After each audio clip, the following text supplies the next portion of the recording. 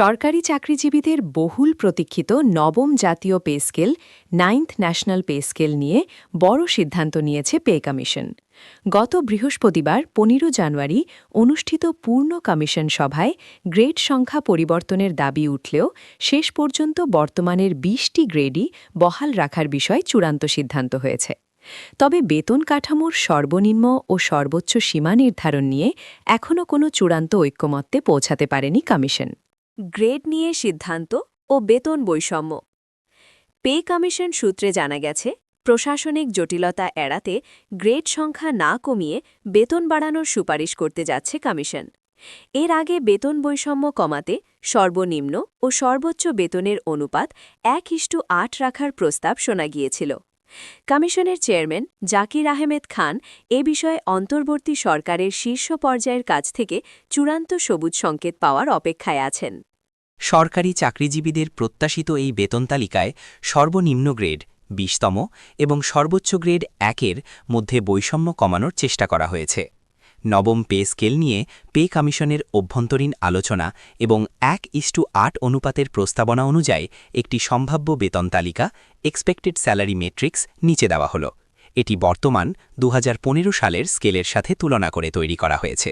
নবম পে স্কেলের প্রস্তাবিত 1:8 অনুপাত এবং কমিশনের অভ্যন্তরীণ আলোচনার উপর ভিত্তি করে যেমন হতে পারে বেতন কাঠামো। ধরা যাক, একজন সরকারি কর্মচারী বর্তমানে 15তম গ্রেডে কর্মরত আছেন। বিশেষ দ্রষ্টব্য, এটি সম্পূর্ণ একটি সম্ভাব্য হিসাব। পে কমিশনের চূড়ান্ত গেজেটে এই অঙ্কগুলো কম বেশি হতে পারে। আগামী 21 জানুয়ারি 2026-এর সভায় সর্বনিম্ন বেতন 20,000 নাকি 22,000 ধরা হবে তার উপরে পুরো ক্যালকুলেশন নির্ভর করছে। তুলনা করে তৈরি করা হয়েছে।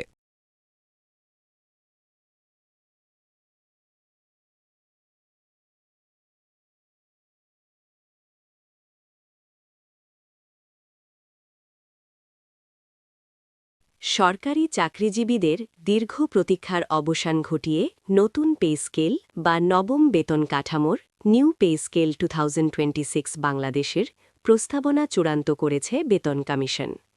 এই নতুন প্রস্তাবে জীবনযাত্রার ক্রমবর্ধমান ব্যয়ের সঙ্গে সামঞ্জস্য নবম পে স্কেল আপডেট, কার্যকর ও জমা দেওয়ার সময়সীমা, ইমপ্লিমেন্টেশন টাইমলাইন।